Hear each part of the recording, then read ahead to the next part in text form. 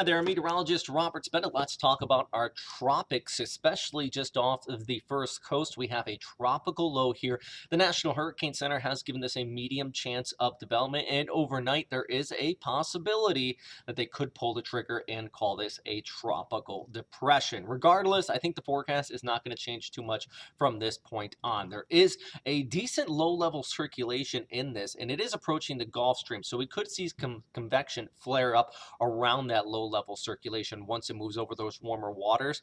But really, until that happens, the National Hurricane Center is not going to call this a tropical depression. But you can see here on our FUTURECAST, you have that low level rotation just off of Daytona Beach. It does start to move onshore overnight tonight into early Monday morning. That means overnight tonight and the Monday morning, winds will be kicking up out of the east, and then by about commute time Monday morning, we got some passing showers out there. So it's not going to be your typical afternoon showers type of day. There will be some coastal rainfalls into the morning and then again into the afternoon because of that additional instability. And once we do get daytime heating, by about 1, 2 o'clock, we start to see those thunderstorms flare up along the 95 corridor. So, this is not a repeat of Elsa by any means. Coastal winds out there for sure tonight.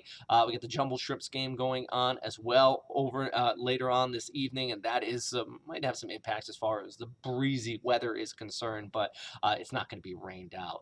That's one thing I do want to stress. For the rest of Sunday, really not seeing much in the form of any precipitation into the Jacksonville area. But we do have that onshore wind, which is continuing to create that risk of some rip currents out there as well. All right, so looking ahead, though, we do have that low drifting west. There is this stationary boundary that is going to start to set up, and with that, more additional showers in the forecast by Wednesday over towards Thursday around the Jacksonville area. Hey, how about the other side of the world? I want to quickly mention this. Tropical Storm Nepartak still headed towards the Japanese coastline. The Olympics, of course, there has been 2 events. Rowing and sailing have been postponed a few days. Not significant impacts, but something to watch out for if you are watching the games on NBC.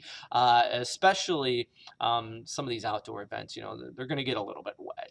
I think that's the big takeaway from this. This storm not terribly organized. It's on the lower end of a tropical storm. It's just pretty much an increase in rainfall for central and northern Honshu. All right, I'm meteorologist Robert Spetta, First Coast News.